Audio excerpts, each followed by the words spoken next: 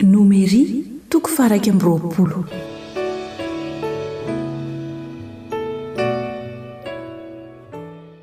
Ny nandresen'i Israely ny mpanjakany Arada.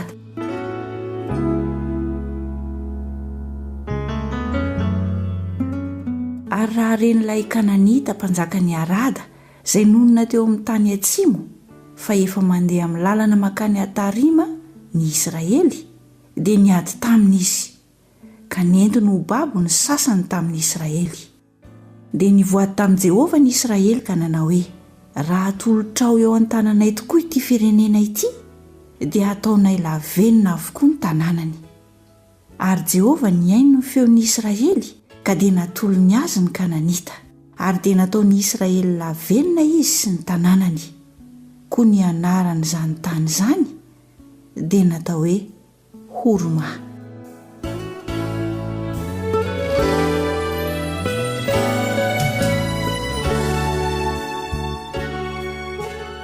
Ny menarana varahana.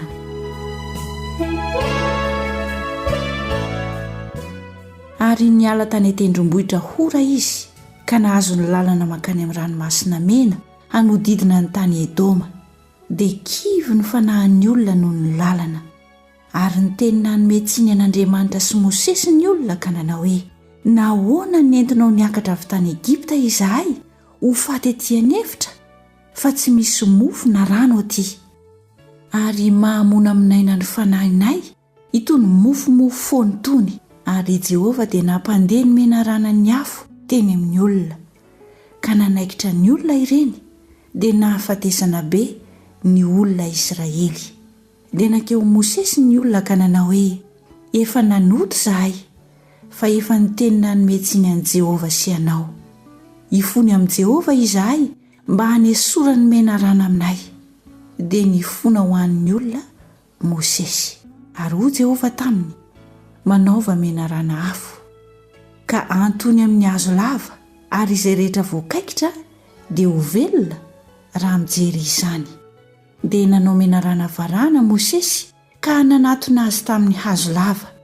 Ary izay olona voakaikitry ny menarana ka nijery ilay menarana varahana dia velona.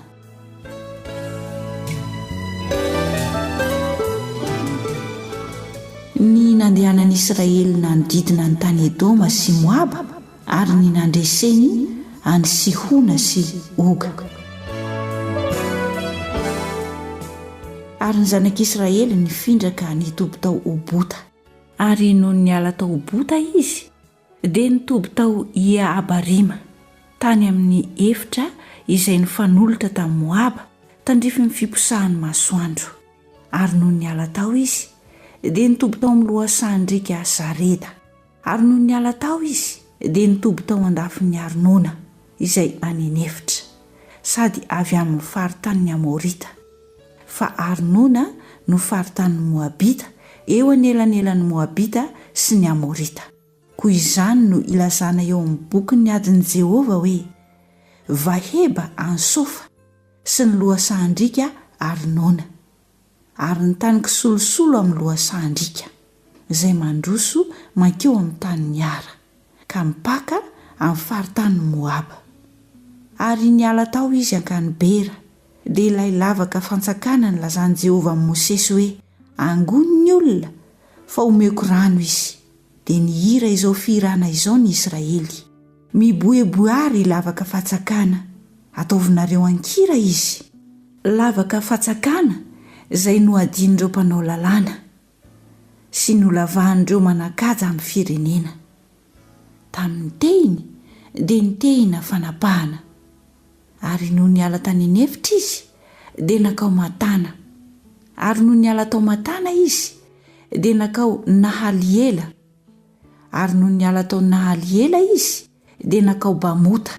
Ary noho niala tao Bamota izy dia nakany Andoasa izay ao amin'ny tany Moaba, ao an-tapon'ny Pisga izay manatrika ny efitra.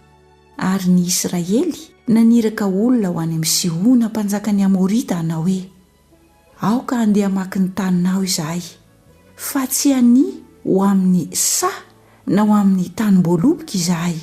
Ary tsy hisotro ny rano amin'ny lavaka fatsakana ny lalan'andriana ihany no alehanay mandra-pahafaka ny faritaninao. Nefa Siona tsy namela ny Israely andeha hamaky ny taniny, fa nanangona ny vahoaka ny rehetra izy, ka nivoaka avy tany anefitra hiaona amin'ny Israely, dia nakany jahaza ary niady tamin'ny Israely teo izy. Ary ny Israely namely azy tamin'ny lela-tsabatra, ka nahazo ny taniny hatrany Arnona ka hatrany Jaboka, dia hatrany taranaka Amona, fa mafy ny faritanin'ny taranaka Amona. Dia nalain'ny Israely izany tanàna rehetra izany, ary nonenany ny tanànan'ny Amorita rehetra, dia Esibona sy ny zanaboiny rehetra. Esibona no tanànan'ny Sihona mpanjakan'ny Amorita, izay efa nanafika amin'ny mpanjakan'ny Moaba taloha, ka efa nalainy taminy avokoa ny tany rehetra hatrany Arnona. Izany no nanaovan'ny mpanao hoateny hoe: midira ao Esibona ianareo, aoka amboarina sy atao mafy ny tanànan'ny Sihona, fa nisy afo nivoaka avy tao Esibona sy lelafo avy tao amin'ny tanànan'ny Sihona, ka nandevona any Aran'ny Moaba. Sy ny tompony avoany Arnona: lozanao ry Moaba, ringana ianao ry olon'ny Kemosy. Fony andositra ny zanany lahy, ary navelany ho babo ny zanany vavy.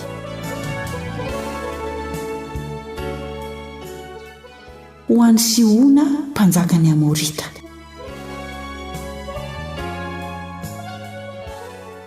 Notifiritsika izy, ringana Esibona hatrany Dibona, nofoanantsika izy hatrany Nofa izay mipaka any Medeba. Dia nitoetra tao an-tanin'ny Amorita ny Israely, ary Mosesy naniraka olona hisafo an'i Jazera, ary ny Israely dia nahafaka ny zanaboiny ka nandroaka ny Amorita izay tany. Ary niverina ny olona ka niakatra tamin'ny lalana makany Basana, dia nivoaka Oga mpanjakan'ny Basana hiaona aminy, dia izy sy ny vahoakany rehetra hiady tao Edrei. Dia hoy Jehovah tamin'i Mosesy: aza matahotra azy ianao, fa efa natolotra eo an-tananao izy sy ny vahoakany rehetra ary ny taniny. Ary ianao hanao aminy arak'izay nataonao tamin'ny Sihona mpanjakan'ny Amorita izay nitoetra tao Esibona.